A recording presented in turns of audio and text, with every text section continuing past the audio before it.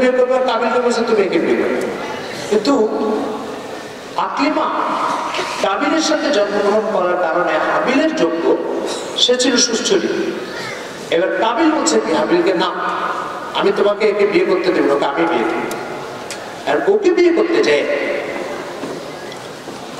কাবিল সিদ্ধান্ত নিল একে বিয়ে করার মধ্যে একমাত্র বাধা হচ্ছে হাবিল।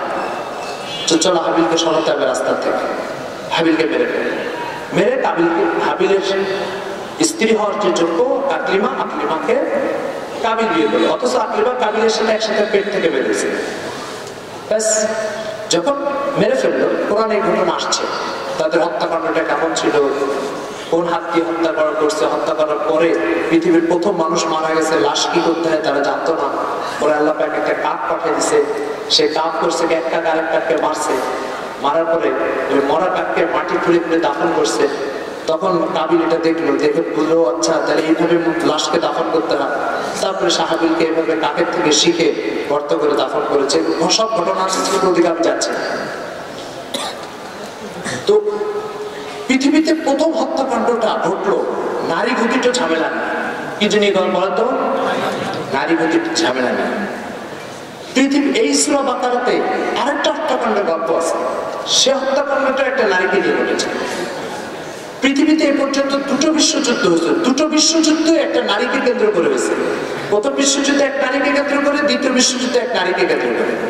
পৃথিবীর ইতিহাসে যত বড় বড় হত্যাযজ্ঞ ঘটনা ঘটেছে সব একজন না, সব কোনো না কোনো নারীর কারণে ঘটেছে, নারীকে কেন্দ্র করে ঘটেছে। এই জন্য রাসূল সাল্লাল্লাহু আলাইহি ওয়াসাল্লাম বলছেন আমার পরে সবচেয়ে পুরুষের জন্য ক্ষতিকারক জিনিস যেটা রেখে গেলাম সেটা হচ্ছে খোলামেলা বেহায়াপনা নারী।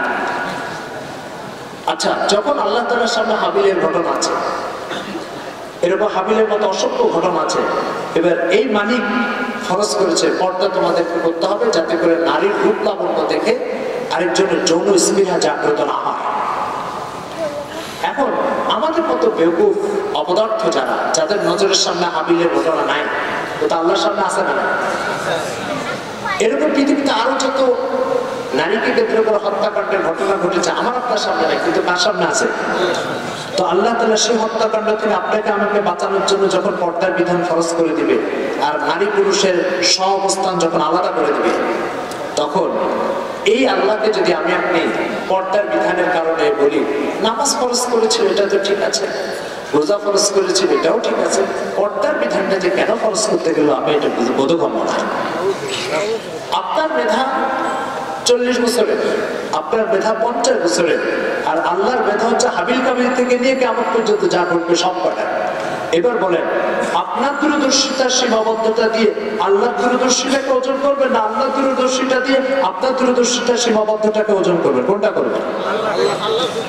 কিন্তু আমাদের আপত্তি হচ্ছে ইসলামের সব বিধান ঠিক আছে, পর্দার বিধানটা ঠিক নেই। যাই হোক, এটা আরেকটা পাঠ, আমি এই পাঠে যাচ্ছি না। আমি যে পাঠে যেতে চাচ্ছি সেটা হচ্ছে যে হাবিল আর কাবিল এদের হত্যাকাণ্ডটা কেন ঘটেছে? পৃথিবীর প্রথম হত্যাকাণ্ড, ভ্রাতৃঘাতী হত্যাকাণ্ড, ভাই ভাইতে সমস্যা, পৃথিবীর প্রথম সমস্যা। এটা কেন ঘটেছিল? নারীকে কেন্দ্র করে। কি কোন জিনিসকে কেন্দ্র করে বলেন?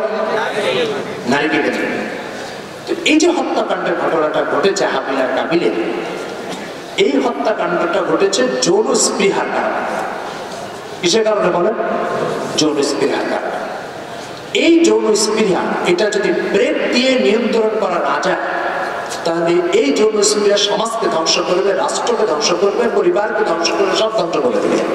যেমন একটা গাড়ি স্পিড আছে কিন্তু ব্রেক নেই, ওই গাড়ি কি হবে বলেন? কত মিনিট পরে? 1 মিনিট পরে। তাহলে গাড়ির গতিও প্রয়োজন, ব্রেকও প্রয়োজন। গতির আবশ্যকতা, ব্রেকের আবশ্যকতা কোনোটাকে উপেক্ষা করার সুযোগ নেই।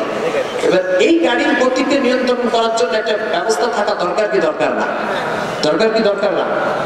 ঠিক মানুষের লিপ্সা, যৌন লিপ্সা, জিহ্বার লোভ, এগুলোকে নিয়ন্ত্রণ করার জন্য একটা ব্রেক থাকা দরকার। আল্লাহ পাক রোজার মাধ্যমে এই ব্রেককে ফরজ করেছেন। সবাই বুঝতে পেরেছেন? এবার চল আসল যে কথা, না খেয়ে থাকার দ্বারা এই ব্রেক হয় কি? রমজান যখন শুরু হবে তখন ইফতারি হবে আপনাদের গাইবান্ধা জেলায় হয়তো 6টা 15-16 থেকে ইফতারি হবে ধারণা করছে, 2-1 মিনিট আগে পিছিয়ে হতে পারে। হ্যাঁ 6টা 13তে ইফতারি হবে, যে আমাদের বড় মসজিদের ইমাম সাহেব মাওলানা মাহমুদ সাহেব বললেন 6টা 13তে প্রথম দিনের ইফতারি। এর 1 ঘন্টা আগে মনে করেন বিকাল 5টা, তখন ক্ষুধার অবস্থা কি থাকবে বলেন তো? তীব্র আকারে না হালকা? পিপাসার অবস্থা কি থাকবে? তীব্র আকারে। এই টাইমে একটা বদ্ধ ঘরের ভিতরে সুস্বাদু গুয়াবজা আছে, ট্যাং গোলানো আছে, অত্যন্ত আকর্ষণীয় খাবার ঘ্রাণের নাকের ভিতর দিয়ে যাচ্ছে, জিহ্বায় পানি চলে আসছে, এখনই খাওয়া দরকার, আর সহ্য হচ্ছে না। তখনও আপনি এই খাবারের ক্ষুধা, পিপাসা, শরবতের উপস্থিতি, সুস্বাদু খাবারের উপস্থিতি সবকিছু পাচ্ছেন, কিন্তু আপনি বারবার ঘুরি দেখছেন, খাচ্ছেন, বারবার ঘুরি দেখছেন, খাচ্ছেন। খাবারের ঘ্রাণে কষ্ট পাচ্ছেন কিন্তু খাচ্ছেন না। মনে হচ্ছে যেন হাত যে এখন নিয়ে নেওয়া দরকার, কিন্তু খাচ্ছেন না। দরজা বন্ধ করে দেখছো, তারপরেও খাচ্ছেন। কি কারণে বলো? আল্লাহর, তাই না? ঠিক আল্লাহর ভয় যেটা, যে আল্লাহর ভয়তে আপনি কোনো বাধা নাই, কোনো বাধা নেই, একজন দেখছে, সে দেখছে বলে এখন খাওয়া যাবে না। এই যে চেতনাটা দিলের ভিতরে, একজন দেখছে তা এখন খাওয়া যাবে না, এই চেতনাটা দিলের ভিতরে রোজা সৃষ্টি করে। কে সৃষ্টি করে? রোজা সৃষ্টি করে। এই রোজার এই চেতনাটা আল্লাহ পাক সারা বছর ব্যাপী একটা বান্দার মধ্যে ছড়িয়ে দিতে চান। আর এই চেতনাটা সারা বছর ব্যাপী ছড়িয়ে দিতে চান, এর জন্য এটা অর্জনের জন্য, এটা প্রশিক্ষণ দিয়ে এটা অর্জনের জন্য একটা মাস নির্ধারণ করেছেন। যেমন একজন ব্যক্তি যখন গাড়ি চালায়, তো চালায় তো মেন রোডে, কিন্তু গাড়ি চালানো শিখে কোথায়? মাঠে। কিন্তু মাঠে যখন শিখে, তখন তার পাশে বসে ওস্তাদ বলে, এই ব্রেক করো। ব্রেক করে কি জন্য? ব্রেক করে তো একটা অ্যাক্সিডেন্ট আর দুর্ঘটনার থেকে বাঁচানোর জন্য, নাকি? ব্রেক কি জন্য করে? তো এটা মাঠের মধ্যে তো কোনো অ্যাক্সিডেন্ট দুর্ঘটনা নেই, এখানে ব্রেক কি জন্য করতে বলছেন? অ্যাক্সিডেন্ট থেকে বাঁচার জন্য না শেখার জন্য? শেখার জন্য। তাহলে প্রশিক্ষণের ভিতরে এমন কিছু করা হয় যার প্রয়োজন থাকে না, কিন্তু প্রশিক্ষণের স্বার্থে সেটা করতে হয়। ব্রেক মাঠে দরকার নেই,